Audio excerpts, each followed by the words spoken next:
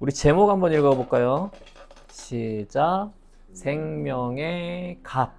생명의 값입니다. 오늘 출애굽기 30장 11절에서 16절의 말씀으로 생명의 값이라는 제목으로 우리가 말씀을 나누겠습니다.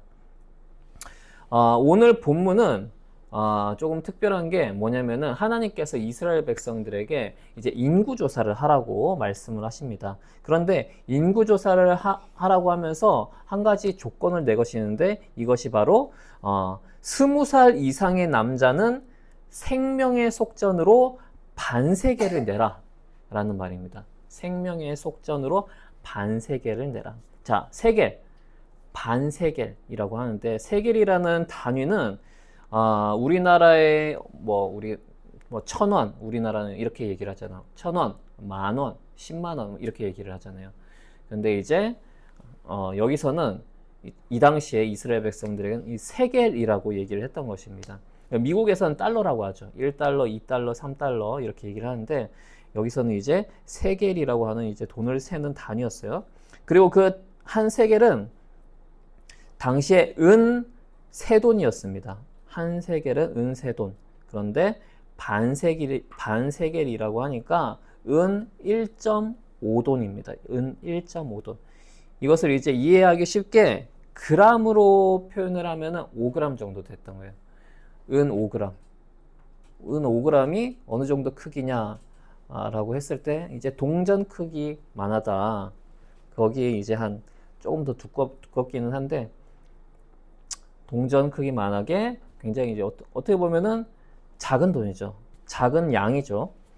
자, 그런데 이렇게 당시 돈을 내라는 것이 한마디로 얘기를 하면은 하나님께 헌금을 하라는 거잖아요. 하나님께 헌금을 하라. 그런데 그 헌금에다가 생명의 속전이라는 그런 이름을 하나님께서 붙이셨어요. 왜 그런 걸 붙이셨는지 오늘 말씀을 통해서 배울 것이고, 또 이제 부자든 가난한 자든 똑같은 금액을 내라고 했는데 왜 똑같은 금액을 내라고 했는지 우리가 말씀을 통해서 알 것입니다. 배울 것입니다.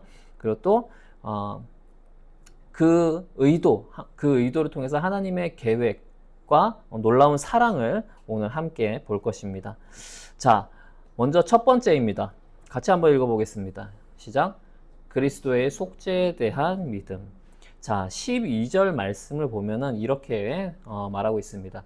내가 이스라엘 자손의 수를 세어 인구를 조사할 때에 그들은 각자 자기 목숨 값으로 속전을 주에게 바쳐야 한다. 그래야만 인구를 조사할 때 그들에게 재앙이 미치지 않을 것이다 라고 말씀하고 있습니다. 그러니까 인구를 조사할 때 쉽게 얘기하면은 인구를 조사할 때 돈을 내지 않으면 헌금을 내지 않으면은 재앙이 내릴 것이다 라고 주님께서 말씀을 하시는 거예요. 그런데 그 생명의 속전이라고 얘기를 하고 있습니다. 속전이라는 말은 죄나 어떤 잘못 때문에 죽어야 할 사람이 대신해서 내는 몸값입니다. 원래는 죽어야 되는데 죽지 않는 대신에 내는 몸값이라는 그런 의미인 거죠. 우리는 하나님께서 생명을 대신한 그런 역사를 알고 있습니다. 이 당시에는 이제 이스라엘 백성들, 광야에 있는 이스라엘 백성들이니까 그 이스라엘 백성들의 입장에서 우리는 생각을 해봐야 되는 거예요. 자, 이스라엘 백성들은 이집트에서 탈출을 했습니다. 이집트에서 탈출을 하면서 목숨을 구원을 받았는데 언제 받았냐면은 하나님께서 이집트에서 재앙을 내리셨습니다. 장자들을 모두 다 죽게 하는 재앙을 내리셨습니다. 그런데 이스라엘 백성들에게는 그 집 문설주에다가 이렇게 어린 양의 피를 바르면은 죽지 않았던 거예요. 그리고 이 어린 양의 피를 바르지 않은 집은 모조리 죽었습니다. 이스라엘 백성이라고 하더라도 만약에 이 어린 양의 피를 문설주에다가 이렇게 바르지 않았다면 죽었겠죠. 근데 이집트 사람들은 이런 명령을 하나님께 받지 못했기 때문에 모조리 다 죽었다는 거예요. 그 장자들이 모조리 다 죽었다는 것입니다.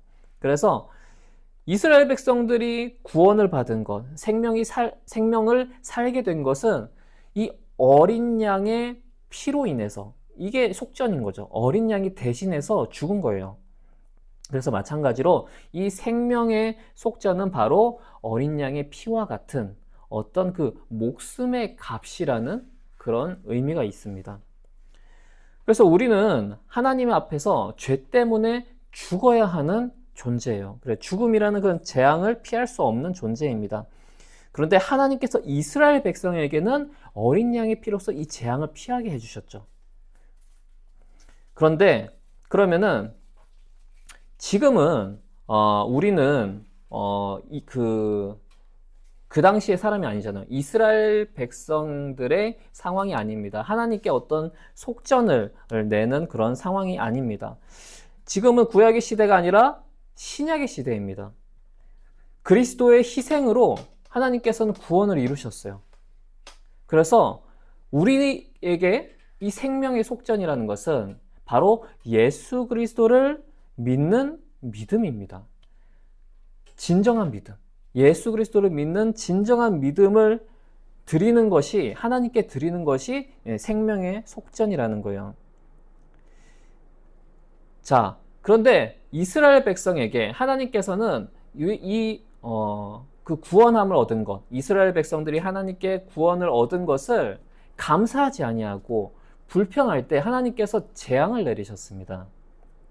그래서 광야를 하나님께서 이스라엘 백성들을 광야를 이끌어 가시면서 구름 기둥과 불 기둥으로 이스라엘 백성들을 인도해 주시고, 배고플 때는 만나와 메추라기로 이스라엘 백성들을 먹이셨는데, 이 이스라엘 백성들이 그럼에도 불구하고 부족한 것이 있다고 하나님한테 불평하고 원망하고 다시 이집트로 돌아가는 것이 훨씬 낫겠다라고 막 불평할 때 하나님께서는 이스라엘 백성들에게 재앙을 내리셨어요.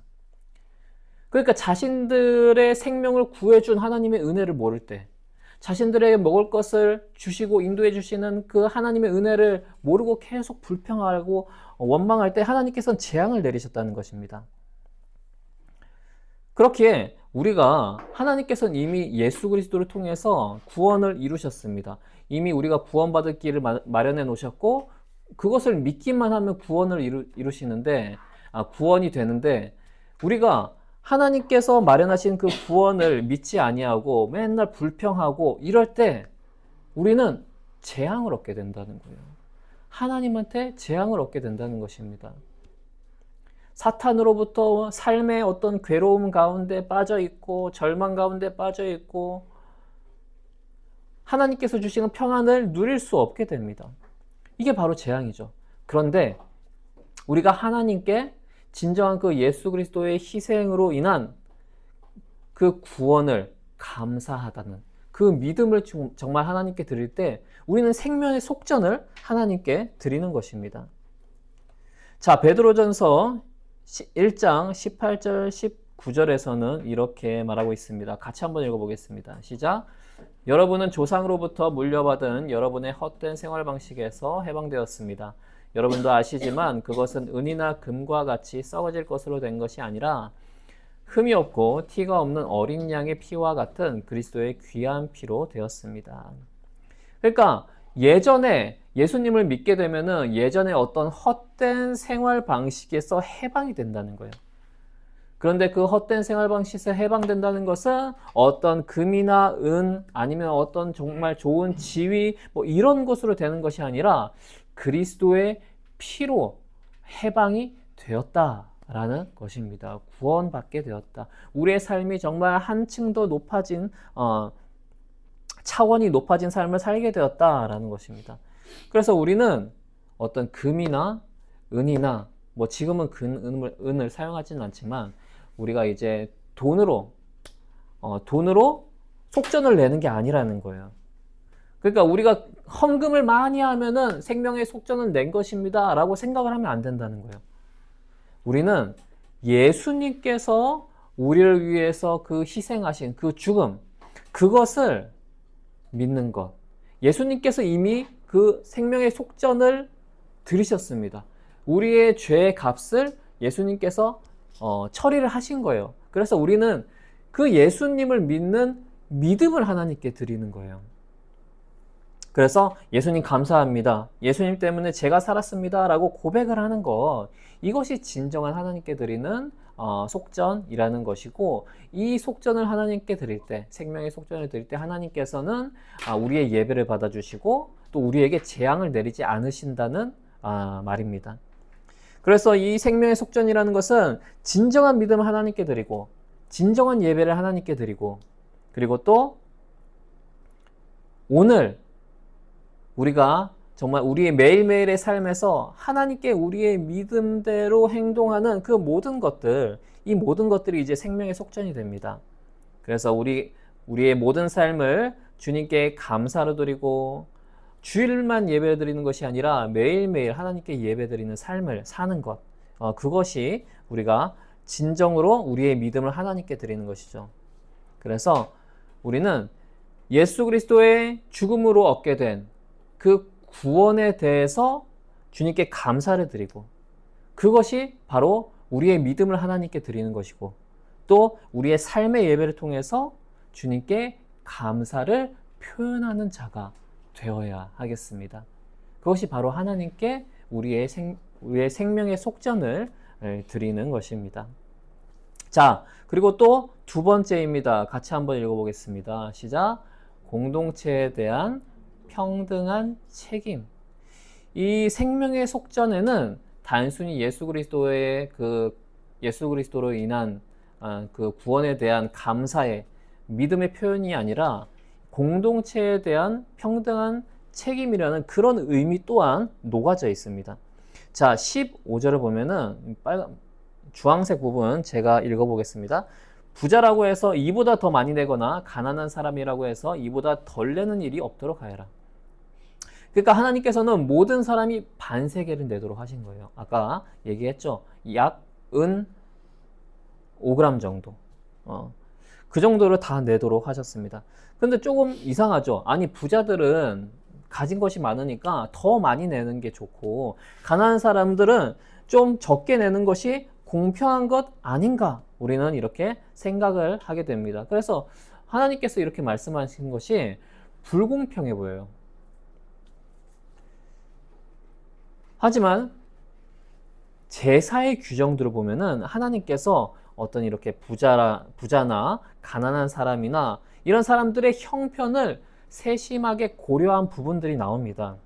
예를 들어서 속죄제를 드릴 때 형편이 괜찮으면은 어린 양을 드리고, 양이 크죠? 어린 양을 드리고, 좀 가난하면은 비둘기 2마리를 드리는 거예요. 그런데 더 가난하면, 정말 힘들면은 고운 가루를 드리라고 했습니다. 그러니까 고기를 바치지 않아도 되고 고운 가루, 곡식 가루를 이제 드리라고 했습니다. 그래서 하나님께서는 우리의 경제적인 상황을 누구보다도 잘 아세요. 그럼에도 불구하고 이 생명의 속전만큼은 모두 다 똑같이 내라고 주님께서 말씀하시는 것입니다. 그 이유는 하나님 앞에서 생명의 가치가 동일하기 때문이에요. 우리 모두의 생명의 가치가 동일합니다. 그래서 부자의 생명이 가난한 사람의 생명보다 더 귀하지 않습니다. 가난한 사람의 생명이 부자의 생명보다 더 천하지도 않습니다. 많이 배운 사람의 생명이 많이 못 배운 사람의 생명보다 중요한 것이 아니에요. 이렇게 하나님께서 보시기에 모든 사람, 모든 영혼들이 다 생명이 동등하다는 거예요. 똑같은 귀한 가치를 가지고 있다라는 것을 이 반세계를 통해서 주님께서 보여주시는 것입니다. 하나님의 공평하심, 이것을 우리가 느낄 수 있죠. 자, 이렇게 속전은 이 속전의 가치에 대해서 한번 얘기를 하면은, 이 반세겔은 그러면 가난한 사람들이 정말 내기 어려운 정도였냐 라고 생각을 했을 때 그 정도까지는 아니었다는 거예요. 그러니까 가난한 사람의 기준에 맞춰서 하나님께서는 이 반세겔을 부과를 하신 것입니다. 어떻게 보면 부자의 입장에서는 너무나 조그만한 금액인 거죠. 그래서 부자는 정말 내기 쉽지만 가난한 사람들은 그래도 열심을 다하면, 하나님께 정말 귀한 것을 드리겠다는 그런 마음을 모으면은 드릴 수 있는 정도였다는 거예요. 가난한 사람이 드릴 수 없는 정도가 아니었다 라는 것입니다. 그래서 하나님께서는 반세계를 내라고 하는 것도 가난한 사람을 고려해서 이미 책정을 한 것입니다. 그래서 이 생명의 속전으로 낸 그 반세계는 그 반세계들을 모아서 어디다 썼냐면은 성전을 만드는데, 성막을 만드는데 썼습니다. 성막을 이제 만들고 있죠.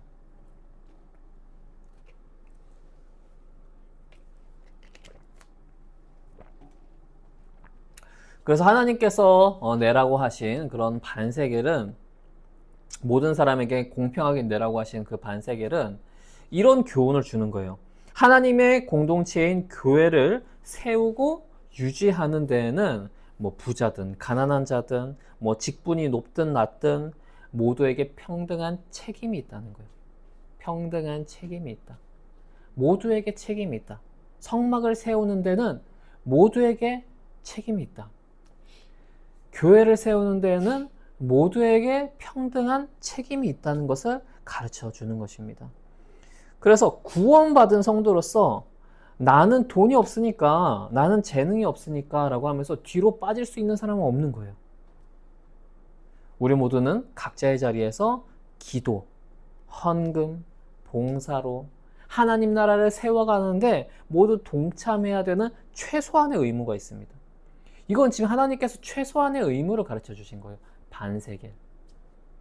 그래서 우리는 내가 정말 구원받은 자로서 하나님의 교회를 위해서, 하나님의 나라를 위해서 최소한의 의무가 있다는 것을 깨닫고, 우리가 정말 최소한의 의무는 핑계대지 말고 피하지 말고 우리가 감당하는 그런 책임의 표현을 하나님께 하는 자가 되어야 하겠습니다.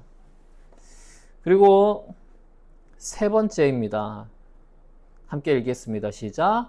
구원받은 백성의 정체성을 드러내는 거였어요. 이 생명의 속전은 구원받은 자의 정체성을 드러내는 것이었습니다.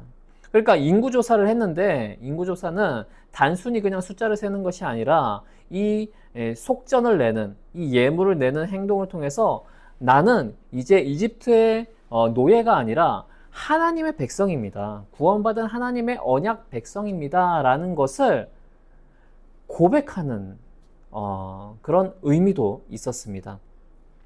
그래서 자기가 이제 반세기를 내면서 나는 하나님의 백성이지, 구원받은 백성이지 라는 것을 알게 되는 거예요. 정체성을 수립하게 되고 또 긍지를 갖게 되는 거죠. 내가 하나님의 백성이구나.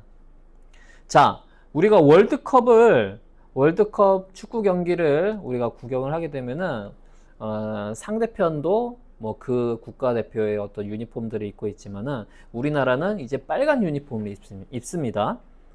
자, 이 빨간 유니폼을 입는다고 내가 국가대표가 되는 것은 아니지만은 우리나라를 응원하는 사람이라는 거예요. 내가 대한민국을 응원하는 사람이라는 그런 정체성을 보여주는 것입니다. 그래서 이 생명의 속전을 내는 것이 믿음의 유니폼을 입는 것처럼 나는 하나님의 백성입니다 라는 그것을 이제 선포하는 행동이었습니다. 그러면은 우리는 이 정체성을 어떻게 선포하는 것일까요? 지금 이 시대에는 우리가 어떻게 행동을 하는 것일까요? 당시에는 하나님께서 이스라엘 백성들에게 반세계를 내라라고 말씀을 하셨는데, 지금 우리는 예배와 삶을 통해서 우리의 정체성을 확인하고 선포를 할 수 있는 것입니다. 우리가 주일마다 세상의 즐거움을 뒤로하고 예배 자리로 나오는 거잖아요. 이것이 이제 우리의 정체성을 선포를 하는 것이죠. 그리고 또 나의 삶의 주인이 내가 아니라 하나님이심을 인정하면서 11조와 헌금을 드리는 것, 이것 또한 우리가 하나님의 백성이라는 것을 선포하는 것입니다. 정체성을 확고히 하는 것이죠. 그리고 또 세상 속에서 그리스도인답게 말하고 행동하며 사는 것, 내가 그리스도인이지. 저도 또한 그렇습니다. 내가 정말 목사이지, 하나님께서 세우신 목사이지 라고 하면서 조금이나마 행동을 조심하려고 하게 되는 거예요. 목사가 아니라면 그냥 평신도였다면은 좀 더 어떤 과감한 행동들을 했을 터인데 그러지 아니하고 목사이지라고 정체성을 깨달으면서 다시 한번 조금 더 조심하고 조금 더 조심스럽게 말하고 조금 더 조심스럽게 행동하고 이런 부분이 있는 것입니다. 하나님께서는 그러니까 이 그리스도인으로서 우리가 예배와 삶을 통해서 하나님의 백성의 정체성을 자꾸 깨닫게 해주시는 거예요. 그리고 그것을 세상에 보여주시게 합니다. 우리가 조심스럽게 그리스도인으로서 살아가려고 하는 것, 그것이 이제 세상에 보여지는 것이죠. 이런 행위들이 우리가 이런 행위들을 함으로써 우리가 구원을 얻는 것은 아닙니다.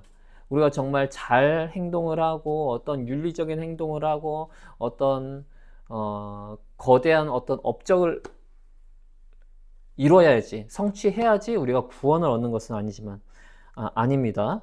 그러나 우리는 이런 신앙 고백을 통해서 구원의 감격을 잊지 않고 정체성을 확고히 하며 구원받은 백성으로서 살아갈 힘을 점점 강하게 얻는 거예요.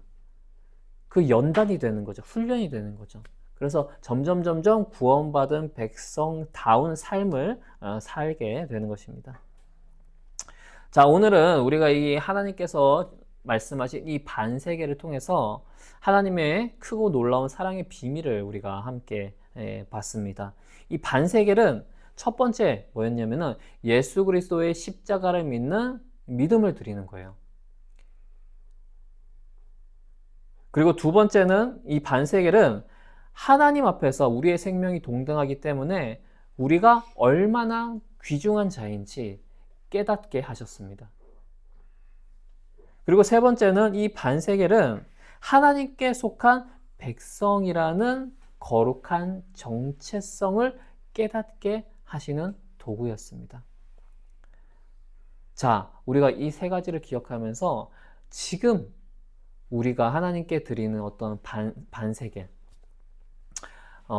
하나님께 믿음으로 고백하는 거, 믿음의 삶을 드리는 거, 삶의 예배를 드리는 거, 감사를 드리는 거, 그리고 또 우리가 하나님 나라와 교회를 세우기 위해서 최소한의 책임을 다하는 거, 이 모든 것들이 주님께 드리는 반세계이고, 이 책임들을 다할 때 주님께서는 우리에게 재앙을 내리지 않으신다라고 말씀하십니다. 아까도 얘기했죠. 이스라엘 백성들이 하나님께서 구원을 했는데 그리고 또 인도해 주시는데 계속 하나님께 원망하고 불평하고 하니까 하나님께서 재앙을 내리셨다고 했습니다. 자, 우리는 구원을 얻었습니다. 하나님께서 성령을 보내주셔서 우리와 함께 하십니다. 우리는 그래서 이제 믿음의 어떤 삶을 살아야 되고 믿음의 고백들을 주님께 해야 됩니다. 그런데 이것을 제대로 하지 않을 때 하나님께서는 우리에게 재앙을 내리실 수도 있다는 거예요. 그 재앙은 정신 차리라는 재앙입니다. 내가 이렇게 너에게 구원을 베풀고 너를 인도해주고 축복을 해주는데 왜 너는 믿음의 행실로 살지 않니?